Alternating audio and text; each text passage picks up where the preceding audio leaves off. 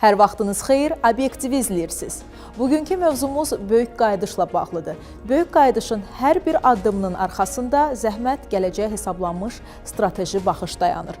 Bu proses illərlə torpaq həsrəti ilə yaşamış ən ahıl vətəndaşımızdan, işğaldan azad edilmiş ərazilərdə həyata göz açan ilk körpələrədək hər birimizin taleyinə yazılmış tarixi bir mərhələdir. Eyni zamanda yaddaşın, kimliyin və milli ruhun yenidən dirçəlişidir.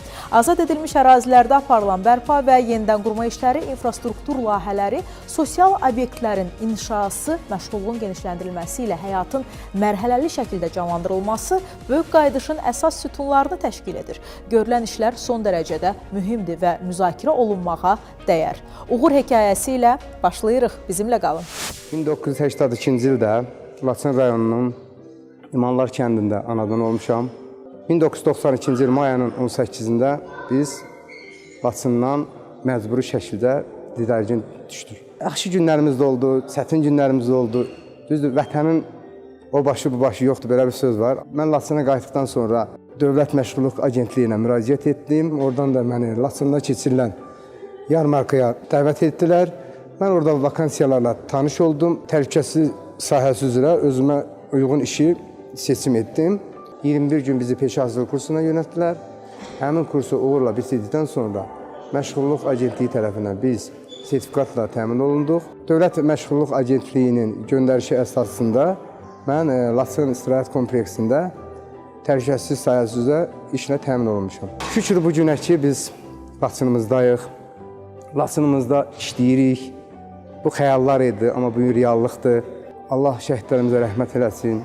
Bu komandanı verən Ali Baş Komandanımıza Allah möhkəm can sağlığı versin. Bu gün bizi Laçınımıza qovuşdurur. Obyektiv sosial sahədə gündəmdə olan məlumatlar izləyicilərə əlçatan edir. Ölkənin sosial televiziyası olan Dost TV-yə birbaşa bağlanırıq. Hər vaxtınız xeyir Əsmər, xoş gördük. Salam, hər vaxtınız xeyir olsun xanım. Sizi və tamaşaçıları Dost TV-nin studiyasından salamlayıram. Həftənin əsas xəbərləri ilə qarşınızdayıq. İndi hər birini təfərrüatlı şəkildə təqdim eləyəcəm. Prezident İlham Əliyevin yeni sərəncamı ilə 2-ci Dünya müharibəsi iştirakçılarına 2750 manat, həlak olmuş və ya sonralar vəfat etmiş döyüşçülərin dul arvadlarına, arxa cəbhədə fədakar əməyinə görə orden və medallar da təltif edilmiş və sənəddə nəzərdə tutulan digər şəxslərə 1500 manat bir dəfəlik maddi yardım ödəniləcək. Sərəncamın ümumilikdə 2000-ə yaxın şəxsə şamil olunacağı gözlənilir. Dost İnklüziv İnkişaf və Yaradıcılıq Mərkəzində xalq yazıçısı Elçin Əfəndiyevin Hövsan Soğanı piyesi əsasında hazırlanmış tamaşanın premyerası olub. Tamaşa mərkəzin təlimçisi, tanınmış aktyor Elşən Əsgərovun rejissorluğu və mərkəzdə səhnə ifaçılığı və aktyorluq sənəti istiqaməti üzrə təlimlərdə iştirak edən benefisiarların iştirakı ilə 3 aydan çox müddətdə ərsəyə gəlib. Azərbaycan hökuməti tərəfindən Suriya Ərəb Respublikasından ölkəmizə repatriasiya olunmuş daha 5 nəfər vətəndaşımız Sosial Xidmətlər Agentliyinin müvafiq sosial xidmət müəssisəsinə yerləşdirilib. Repatriasiya olunmuş şəxslərə ilkin tibbi və sosial-psixoloji yardım göstərilib. Son illərdə agentlik ölkəmizə repatriasiya edilmiş 600-ə yaxın şəxsi sosial reabilitasiya xidmətlərinə cəlb edib. Dövlət Tibbi Sosial Ekspertiza və Reabilitasiya Agentliyi bu ilin yanvar-mart aylarında əlilliyi olan 4800 şəxsi 247 min reabilitasiya vasitəsi ilə təmin edib. Özlərinin və yaxınlarının Bakıya, agentliyin protez ortopedik istehsalat və reabilitasiya mərkəzinə gəlmə imkanı olmayan əlilliyi olan şəxslərə ehtiyac duyduqları reabilitasiya vasitələri evlərinə aparılaraq təqdim olunub. Belə hörmətli tamaşaçılar, mənim sizə bu həftəlik çatdıracağım xəbərlər. Bunlar idi, diqqətiniz Real TV-də olsun, obyektiv davam eləyir. Hələlik. Təşəkkür edirəm Əsmər. Bəli, Dost TV ilə birbaşa bağlantını izləyirdiniz. Böyük qayıdış proqramının regiona və vətəndaşlara təsiri obyektivin diqqət mərkəzindədir. Proqramın icrası zamanı sürət, eyni zamanda keyfiyyət balansını qorumaq önəmlidir. Buna necə nail olunduğunu studiyamızın qonağı Dövlət Məşğulluq Agentliyinin İdarə Heyəti sədrinin müavini Ramal Quluzadə ilə müzakirə edəcəyik. Ramal müəllim, xoş gəlmişsiniz, xoş gördük siz studiyamızda. Təşəkkür edirəm dəvətiniz üçün. Bugünkü mövzumuz böyük qayıdışla bağlıdır və ilk olaraq bu suala başlamaq istərdim ki, Dövlət Məşğulluq Agentliyi məşğulluğun formalaşmasına yalnız işlə təminat məsələsi kimi baxmır. Burada dayanıqlı məşğulluğun formalaşması ön plandadır. Bu baxımdan təmsil etdiyiniz agentliyin əsas prioritetləri nədən ibarətdir?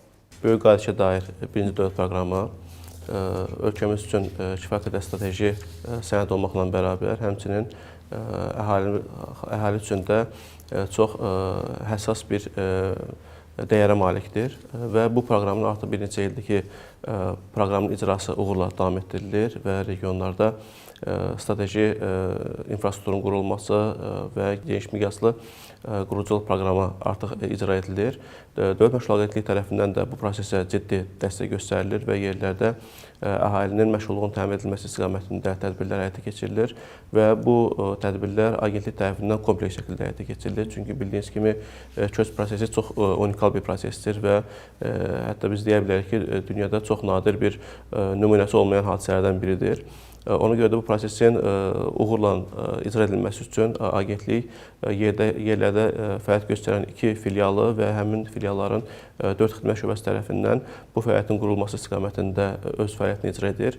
Bizim üçün ən vacib olan məsələ ilk öncə həmin ərazilərə fəaliyyətin bərpa edilməsi və əhalinin məşğulluğunun təmin edilməsidir və bunun dayanıqlı şəkildə icra edilməsi, açılmış iş yerlərinin davamlı olması, uzun müddətli məşğulluğun təmin edilməsi məramını daşıyır. Həmçinin bu istiqamətdə Dövlət Məşğul Agentliyi tərəfindən özünün məşğulluq proqramı, əhalinin peşə hazırlığına cəlb edilməsi məsələləri, həmçinin işəgötürənlərlə aktiv şəkildə fəaliyyətin qurulması bizim üçün əsas məqsəddir ki, burada yanaşma kompleks olduğu üçün əhalinin məşğulluğu da aktiv şəkildə təmin edilir.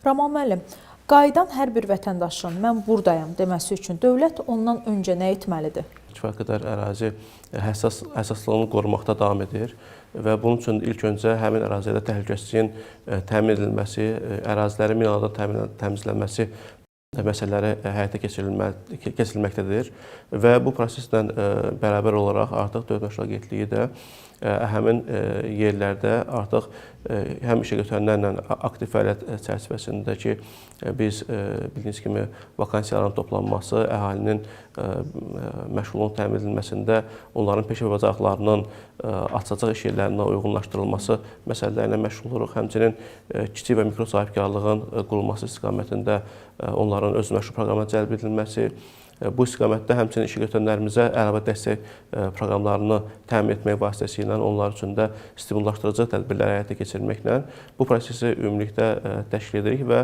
artıq hər bir ora köç edən vətəndaşımız bildiyiniz kimi əsas köç deyil, həmçinin köçlə bərabər hər bir şəxs öz işini qurmaq, öz gələcəyini qurmaq istəyir və bütün bu proseslərin yekununda artıq həmin əraziyə köç etmiş şəxs vətəndaşlarımız rahat şəkildə təhlükəsiz iş mühitində artıq mən buradayam sözünü rahat deyə bilər. Əla, çox gözəl. Məşğulluğun təmin olunmasında özünü məşğulluq proqramları xüsusi alətlərdən biridir. İşğaldan azad olunmuş ərazilərdə özünü məşğulluq proqramlarının icrası nə yerdədir? Artıq köçün ilk günlərindən artıq biz köç etmiş şəxslərimizin məşğulluğunun, özünün məşğulluğunun təmin edilməsinə dəstək göstəririk və bu istiqamətdə bildirə bilərəm ki, 824 nəfər artıq köç etmiş şəxsimizin özünün məşğulluğu təmin edilmişdir və bunlardan 605 nəfəri Qarabağ İqtisadi rayonu üzrə, 219 nəfər isə Şərqi Zəngəzur İqtisadi rayonu üzrə olmuşdur. Bizim üçün burada xüsusi əhəmiyyət kəsb edən məsələlərdən biri sizin də qeyd etdiyiniz kimi həm ərazinin təbii relyefi, həmçinin ərazidə mümkün həm kənd təsərrüfatı istiqaməti üzrə, həm istehsal xidmət sahəsi üzrə mümkün potensialı qiymətləndirmək və bu istiqamətdə vətəndaşlarımıza dəstək göstərməkdən ibarətdir. Xüsusən bir nüansı vurğulamaq istəyirəm ki, biz regionlarda artıq klaster üsulunda özünün məşğulluğu üzrə aktivlərin verilməsini daha çox önəm veririk və çalışırıq ki, bu istiqamətdə olan biznes istiqamətlər daha çox dəstəklənsin. İşsiz şəxslərin amma müəyyən bir qismi də var ki, onlar hazırda mövcud əmək bazarının tələblərinə uyğun bacarıqlara malik deyillər. Və istərdim onların məsələsinə də toxunaq ki, həmin şəxslərin, Qarabağa qayıdan, bu kateqoriyadan olan şəxslərin əmək bazarına inteqrasiyası üçün nə kimi addımlar atılır?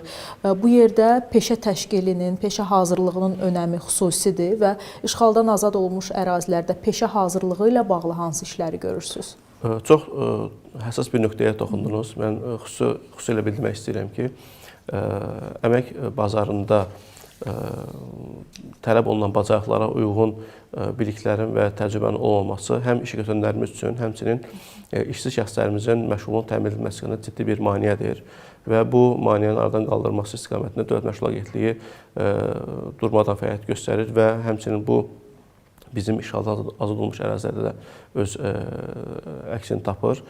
Biz regionda həm işəgötürənlərimizlə sıx əməkdaşlıq çərçivəsində onların bazalarında peşə hazırlıqlarının təşkilini məsələsini həyata keçiririk. Həmçinin bildirmək istəyirəm ki, bizim regionda yerləşən ən böyük peşə hazırlıq mərkəzlərimizdən biri olan Qarabağ Peşə Hazırlıq Mərkəzi fəaliyyət göstərir və burada da biz həmin peşə hazırlıq mərkəzinin maddi texniki bazası əsasında işğaldan azad olmuş ərazilərlə məşğullaşmış şəxslərimizin, həmçinin həmin ərazilərdə işləmək istəyən şəxslərimizin peşə hazırlığının əmək bazarına uyğunlaşdırılması ilə bağlı məsələləri biz müntəzəm həyata keçiririk və bu ərazidə köçən şəxslərimizin böyük əksəriyyəti hal-hazırda ölkənin müxtəlif ərazilərində məskunlaşmış şəxslərdirlər və onlar bu və digər formada müxtəlif işlərdə çalışırlar, müxtəlif şəkildə öz həyatlarını qurmuş şəxslərdirlər və ona görə də həmin şəxslərin köç edərkən artıq yerlərdə bu və digər istehsalat sahələrində,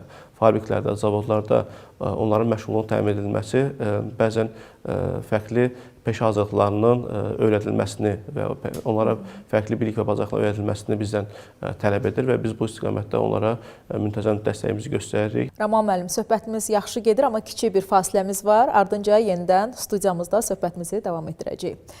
Bəli, Əmək və Əhalinin Sosial Müdafiəsi Nazirliyinin əmək və məşğulluq alt sistemində işəgötürənlər üçün yeni xidmət istifadəyə verilib. Dövlət satın almalarında iştirak edən şirkətlər üçün tələb olunan mühüm sənədlərdən biri artıq elektron formatda əldə oluna bilir. Bu sənəd işəgötürənlərin əmək qanunvericiliyinə əməl etməsi ilə bağlı müəyyən məlumatları özündə əks etdirir və əvvəlki dövrlərdə tətbiq olunan inzibati tədbirlərlə bağlı göstəriciləri əhatə edir. Əmək və Əhalinin Sosial Müdafiəsi Nazirliyinin tabeliyində Dövlət Məşğulluq Agentliyi və Dost Rəqəmsal İnnovasiyalar tərəfindən özəl tədris müəssisələrinin peşə hazırlığı kurslarının təşkili ilə bağlı müraciət prosesi elektronlaşdırılıb. Yeniliyə əsasən tədris müəssisələri müvafiq kursların təşkili üçün müraciətlərini artıq birbaşa Əmək və Məşğulluq alt sistemi EMAS vasitəsilə elektron qaydada həyata keçirə bilərlər. Prosesin bütün mərhələləri elektronlaşdırılmışdır. Müraciətdən başlamış, sertifikatın alınmasına, imtahanın verilməsinə qədər olan dövr. Belə ki, artıq bir neçə müddətdir ki, həm müdavimlər, həm də peşə hazırlığı təqdim edən keçən müəssisələr sistem üzərindən müraciət edirlər. Bu müraciətlər agentliyin əməkdaşları tərəfindən sistem üzərindən emal olunur.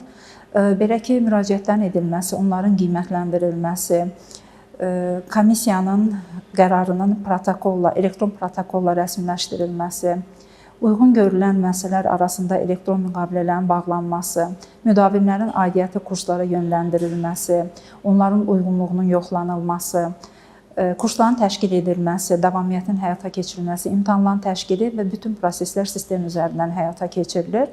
Bunun üçün EMAS-a daxil olaraq peşə hazırlığı bölməsinin peşə hazırlığı müəssisələrinin əməkdaşlıq müraciəti hissəsindən yeni müraciətə keçid etmək tələb olunur. Sistemin əsas xüsusiyyətlərindən biri də onun bir sıra informasiya sistemlərlə inteqrasiya olunmasıdır. Bu həm digər dövlət orqanları, həm də Nazirliyin mərkəzləşdirilmiş elektron informasiya sisteminin digər alt sistemləridir. Bu da həm müdavimlərə, həm agentliyin əməkdaşlarına, həm də peşə hazırlığı keçən müəssisələrə böyük üstünlüklər verir. Belə ki, müəssisələr bəzi sənədlər təqdim edirdilər. Sistem tərəfindən bəzi məlumatların yoxlanılması onları bu öhdəlikdən azad etmişdir. O cümlədən də müdavimlərin məlumatları sistem üzərindən yoxlanılır. Bu imkan müraciət prosesinin daha operativ, şəffaf və səmərəli şəkildə idarə olunmasına, sənədlərin tam elektron qaydada təqdim edilməsinə şərait yaradır. Əsas məşğulluq alətlərindən biri işlə təminatdır. Bu proses necə təşkil edilir və hazırda ümumi mənzərə necədir? Şəxsin öz təminatını qurmaq üçün ən vacib məsələ onun işləməsidir, işlə məşğul olmasıdır və sabit aylıq gəlirin olması insanlarımızı daha çox muzlu əməyə sövq edir və ona görə də bu məsələ agentliyin daimi diqqətindədir və biz regionlarda xüsusən bu kimi tədbirlərin həyata keçirilməsini diqqətdə saxlayırıq.